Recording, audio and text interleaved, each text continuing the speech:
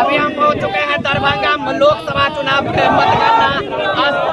आपको बता दें कि गोपाल जी ठाकुर यहाँ से 2 लाख वोटों से जीत चुके हैं। और अभी देखेंगे दरभंगा के विधायक संजय सरावगी जी यहाँ पे आए हैं शुभकामना देने के लिए। तो हम बात करेंगे, बड़ी जीत है, बड़ी जीत है। माननीय संसद में जाएंगे और मिथिला की आवाज बुलंद करेंगे। पिछले 5 साल में वो मिथिला के चेहरे के रूप में दिखाई पड़ते थे, मैथिली में बोलते थे, मिथिला का एक चेहरा था। फिर से गोपाल जी ठाकुर जीते हैं तो फिर से जो है मिथिला का एक चेहरा संसद में दिखाई पड़ेगा। हम मिथिला के कामों को जो रुका हुआ उनको आगे बढ़ाएंगे और नरेंद्र मोदी जी के हाथ को मजबूत करने का काम। विरोधी कहते थे कि 4 तारीख के बाद हवा निकल जाएगा, मोदी का गारंटी समाप्त हो जाएगा। सब लोग देख रहे हैं किसकी हवा निकल गई।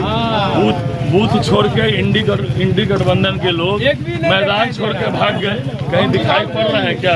पूरे बिहार में सुक्का साफ हो गया इंडी का और कहीं भी दिखाई नहीं पड़ रहा। कौन छोड़ के भागे वो तो आप खुद ही देखिए, सारे के सारे लापता हो गए, कहीं कोई नजर नहीं आ रहा। सर आप लोग कहते थे कि दरभंगा में 4 लाख वोट से गोपाल जी ठाकुर जीतेंगे, क्या लगता है भीतर घात हुआ है? 50% से बेसी वोट माननीय सांसद जी को आया है। जी जी, मतलब 50% ये बहुत कम लोगों को आता है। और माननीय सांसद जी बिहार में सबसे ज्यादा वोट से जीतने वाले सांसद होने वाले हैं।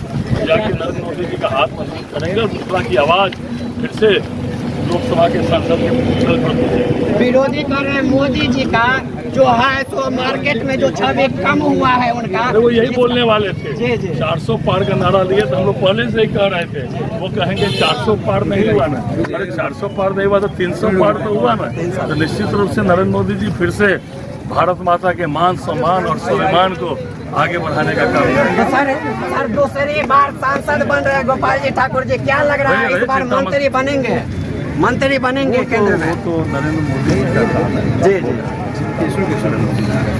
अरे अभी आप सुने जो अभी हम आपको आके यहाँ पे दिखाए हैं मतगणना स्थल पे किस तरह से गोपाल जी को जीत पे संजय सरावगी जी ने खुशी व्यक्त किया है। हम चाहेंगे वीडियो को शेयर कीजिए। बहुत बहुत धन्यवाद।